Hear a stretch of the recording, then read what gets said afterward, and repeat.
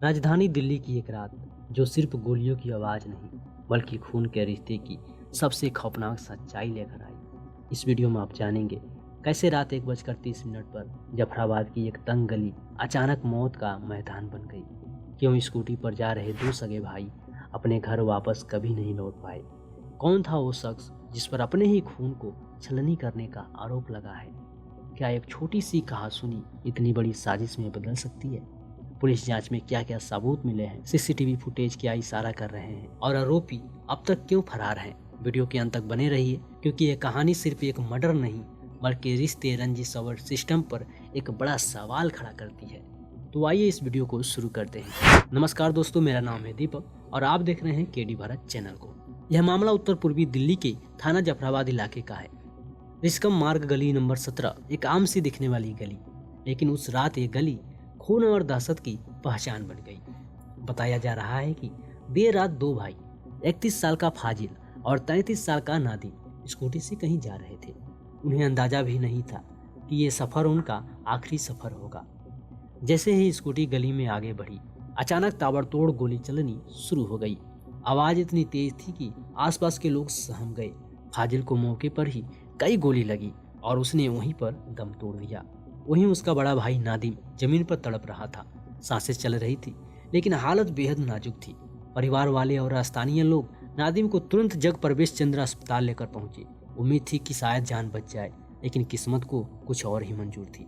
अस्पताल पहुंचते ही डॉक्टर ने नादिम को भी मृत घोषित कर दिया। एक ही रात एक ही परिवार के दो बेटे और घर में हमेशा के लिए मातम छा गया। फायरिंग की सूचना मिलते ही जफराबाद थाना पुलिस मौके पर पहुंची। पूरे इलाके को सील कर दिया। फॉरेंसिक टीम बुलाई गई। जमीन पर बिखरे कारतूस के खोखे, खून के निशान और सन्नाटा, हर चीज किसी बड़ी साजिश की ओर इशारा कर रही थी।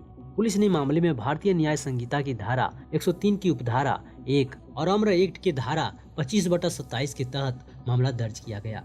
जांच में जो बात सामने आई उसने सबको हैरान कर दिया। परिवार का आरोप है कि इस दोहरे हत्याकांड के पीछे बल्कि दोनों भाइयों का ही रिश्तेदार उनके बुआ का बेटा असद है।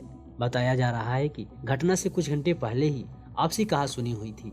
परिवार वालों का कहना है उसी दिन असद ने फोन पर धमकी दी थी। यह तक कहा गया कि अपने भाइयों को समझा लो, नहीं तो अंजाम बुरा होगा। बात बढ़ने पर दोनों पक्षों के बीच समझौता भी कराया गया और वहां मौजूद थे आरोपी के मां, पिता और भाई। मामला सुलझ गया ऐसा सबको लगा। परिजनों का कहना है कि नादिम करीब 85% दिव्यांग था, चलने फिरने में असमर्थ था। ये दोनों मेरे छोटे भाई हैं।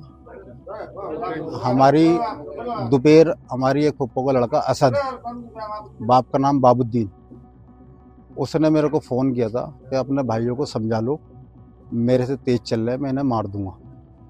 हम इसके घर पहुंचे थे, वहाँ कंप्रोमाइज़ हुआ। उसकी अम्मी, उसके दोनों भाई, उसके बाप, ये तीनों भाई वहाँ थे और वहाँ उन्होंने कहा ठीक है जी, कोई बात नहीं, कोई दिक्कत वाली बात नहीं है, जो भी मसला है सोल्ड आउट हो गया। लेकिन उसने हमें तभी कहा था कि किसी को रिकॉर्डिंग उसने भेजी थी, रिकॉर्डिंग कर रहा था वो, हमारे फ़ोन पे बात की, जो भी बात वहाँ हुई है उसके फ़ोन में रिकॉर्डिंग है वो सारी। और किसको भेजी उसने, इनके पीछे कौन है, ये इसके बारे में मुझे कुछ नहीं पता। अभी जो मारने में था वो असद का पूरा हाथ था, असद ही था यहाँ पे मौके पे।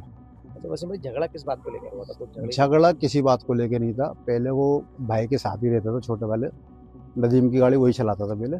नदीम जो है वो 85% डिसेबल है, वो चल नहीं पाता। उससे इसकी कोई आपस की छेड़बाजी है कि भाई मैं ज़्यादा बड़ा बदमाश बन गया हूँ, अब आप मुझसे दूर रहो, इस बात को लेके। और वैसी कोई दुश्मनी नहीं थी ना, आज तक हमारी उससे कभी तू में हुई। सगी फुप्पो का लड़का है मेरा, माँ का नाम अनीसा है, उसके बाप का नाम बाबुद्दीन है। अब कहाँ रहता है वो? ये मिर्ज़ा वाली गली में यहीं रहता है। ऐसे में सवाल उठता है, आखिर इतनी बेरहमी क्यों? क्या सिर्फ अहंकार और रंजिश किसी को इतना अंधा बना सकती है कि वो अपने ही खून को मार दे? फिलहाल पुलिस के कई टीमें आरोपी की तलाश में जुटी हुई है। आसपास लगे सीसीटीवी कैमरा की फुटेज खंगाली जा रही है। हर गली, हर रास्ते पर नजर रखी जा रही है, लेकिन आरोपी अब तक पुलिस के पकड़ से बाहर है। घटना के बाद से पूरे इलाके में खौफ का माहौल है। लोग कैमरे के सामने बोलने से भी डर रहे हैं।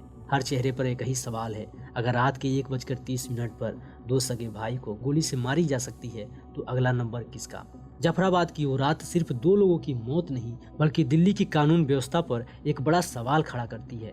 अब देखना यह है कि क्या पुलिस समय रहते आरोपी को पकड़ पाएगी और क्या दो भाई को इंसाफ मिलेगा? फिलहाल आप लोग की क्या राय है कमेंट बॉक्स में जरूर बताइएगा। हम मिलते हैं अगले नेक्स्ट वीडियो में, तब तक के लिए जय हिंद।